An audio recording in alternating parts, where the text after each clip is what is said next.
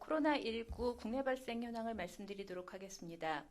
11월 28일 0시 기준으로 국내에서 신규 확진자는 486명 발생되었습니다.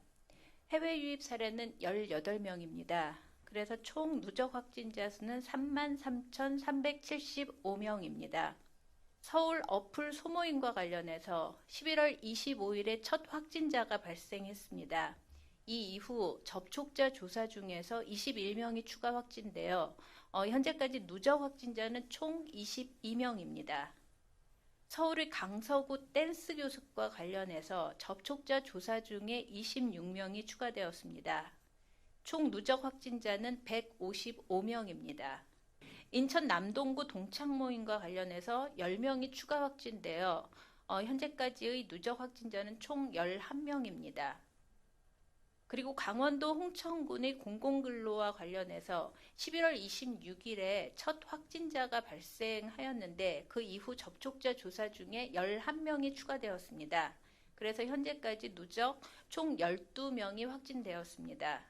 그리고 경남 창원시의 단란주점과 관련해서 2명이 추가 확진되었습니다. 다음으로는 최근 주요 집단 감염 사례를 소개하고 주의사항을 말씀드리고자 합니다. 최근에 서울 강서구의 댄스 교습 관련해서 수강생 등 155명이 확진된 사례가 있었고, 서울 서초구의 사우나와 관련해서 이용자 등 76명이 확진된 사례가 있었습니다. 또한 충남 공주시 요양병원과 관련해서 종사자 등 25명이 확진된 사례가 있었습니다. 위 사례들을 보면 의료기관의 종사자가 의료기관 외부에서 감염된 것이 다시 의료기관 내부의 집단 감염으로 이어지고, 또 사우나 같은 다중이용시설에서 발생한 집단 감염이 다른 다중이용시설 또는 직장으로 추가 전파된 것으로 그렇게 추정을 하고 있습니다. 충남 공주시 요양병원 사례의 경우 감염 취약시설 선제적 전수검사가 실시된 기관입니다.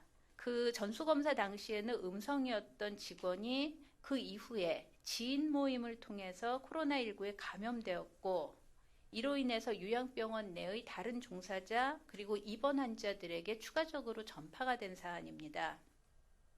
이에 따라서 사회복지시설이나 의료기관의 종사자들은 퇴근 후 또는 휴일에 사적인 대면 모임 참석을 자제해 주실 것을 요청을 드리겠습니다. 또한 유흥업소 등과 같은 고위험 시설 출입도 피하시고, 실내 활동이나 또는 위험도가 높은 실외 활동 시에는 마스크를 착용하시고 거리 두기를 반드시 준수해 줄 것을 당부드리겠습니다. 다음으로 요양병원 등 감염 취약시설에 대한 선제적 전수검사의 중간 결과를 말씀드리겠습니다. 현재까지 그 일제검사를 통해서 서울, 경기, 부산 등 8개의 감염 취약시설에서 확진자 총 100명이 확인되었습니다. 그리고 추가적으로 현재 주기적인 그 추가검사가 진행 중에 있는데, 서울에 소재한 1개의 시설에서 확진자 1명이 확인돼서 역학조사 등 방역조치를 실시 중에 있습니다.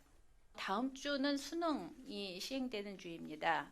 전국적으로 49만 명의 수능 수험생이 코로나19로 인해서 응시 기회를 잃는 학생이 없이 안전하게 시험을 치를 수 있도록 현재 수능 특별 방역 기간이 운영 중에 있습니다.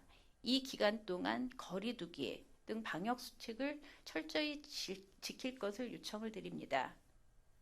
특히 그 현재 확산 중인 코로나19 감염이 가족이나 지인 간의 감염이 다수를 차지하고 있어서 가정 내에서도 거리 두기를 실천하는 것이 그 가족 내에서의 감염 가능성을 줄이는 데 도움이 된다는 말씀을 드리고, 수험생은 수능 전날까지 다중이용시설, 학원, 교습소 등의 이용은 자제하시고 원격 수업을 활용하면서 수능 시험을 준비하는 것이 감염 기회를 최소화시키는 방법입니다.